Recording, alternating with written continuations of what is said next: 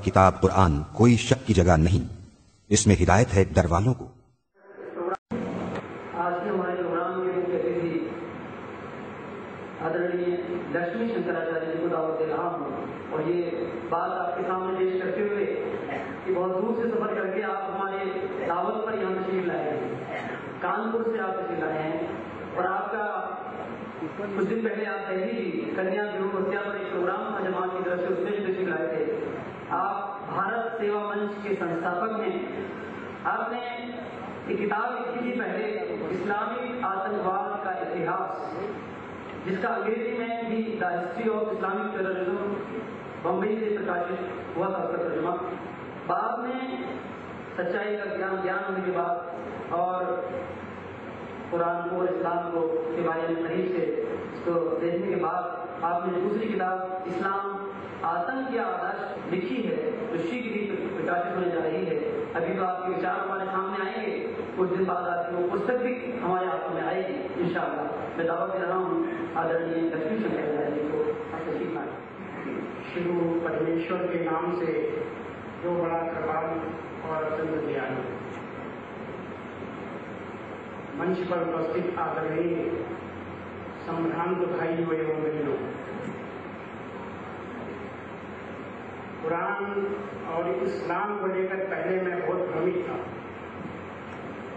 कुछ बचपन में इतिहास पढ़ने की वजह से, कुछ आज किए जा रहे इस प्रचार से इस्लाम आतंकवाद की प्रेरणा देता है, आतंकवाद का ही सहारा लेकर अपना प्रचार प्रसार करता है।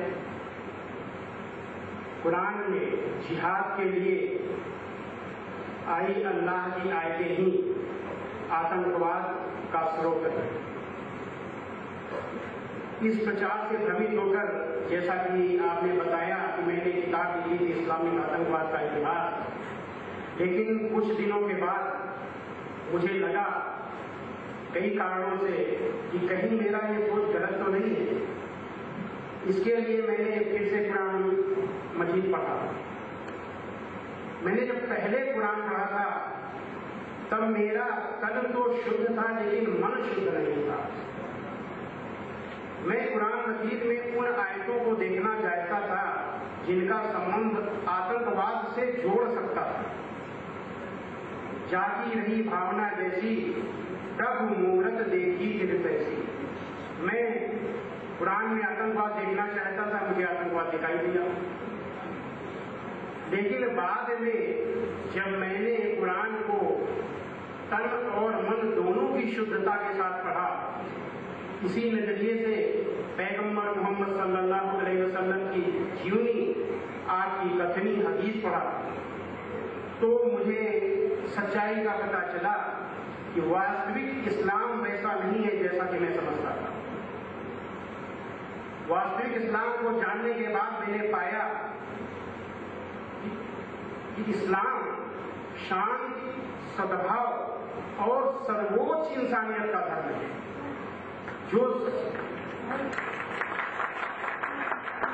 जो सामाजिक, मानसिक और आध्यात्मिक तीनों प्रकार की शांति देता है। ये मैं किसी को खुश करने के लिए नहीं कह रहा, इसके मैं प्रमाण दूंगा। ये प्रमाणित है।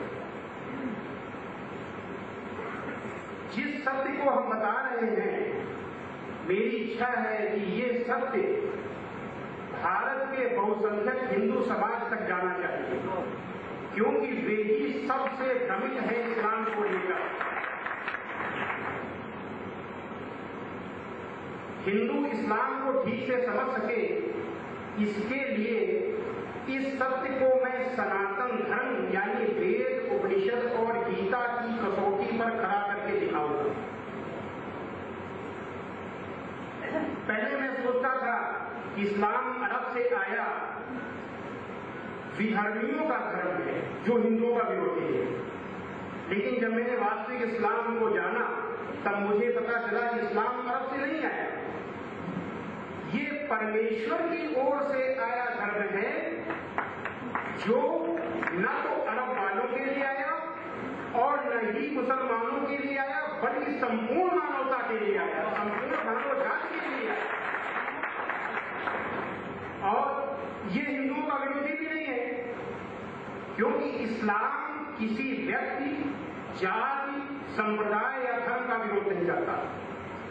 इस्लाम केवल बुराइयों का विरोध करता है, और इन बुराइयों में सबसे बड़ी बुराई शिर्क यानी बहुदेववाद है। बहुदेववाद है क्या?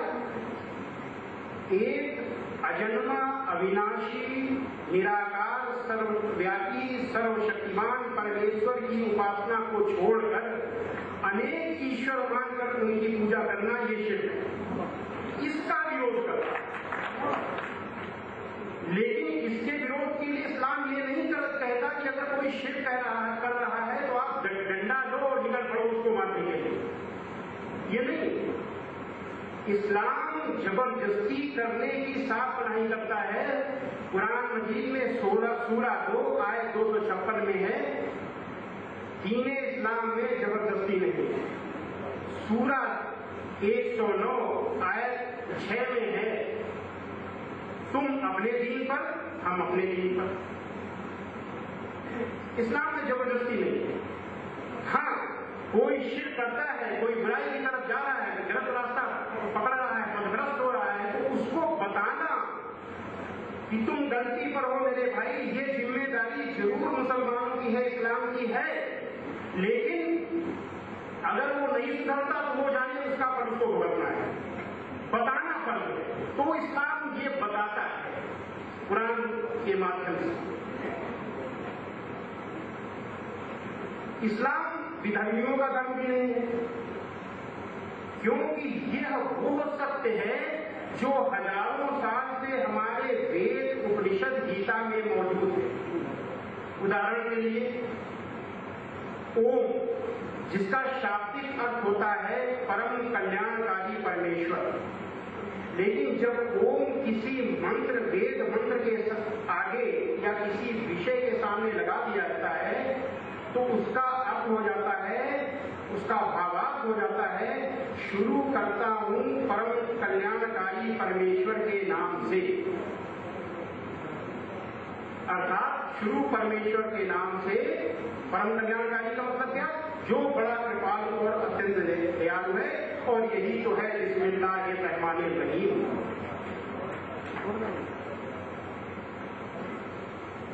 इस्लाम की बुनियाद है ला इलाहा इल्लल्लाह, परमेश्वर अल्लाह के अलावा कोई पूज्य नहीं।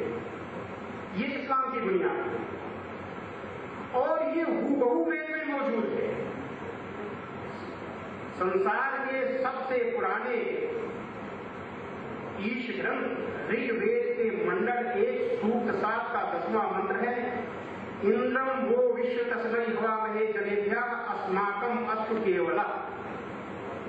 इसका भावार्थ है, ऐ मनुष्यों, ध्यान दीजिएगा, ऐ मनुष्यों, तुमको अत्यंत उचित है कि मुझ पर पूजा करने योग्य मुझ परमेश्वर को छोड़कर किसी दूसरे देव को कभी मत मानो, क्योंकि मुझ एक को छोड़कर दूसरा ईश्वर नहीं है। इसका संक्षेप क्या है? परमेश्वर के अलावा कोई पूज्य नहीं है। यही है ला इलाहा इल्लल्लाह। श्रीमद् भगवद गीता के अध्याय 7 का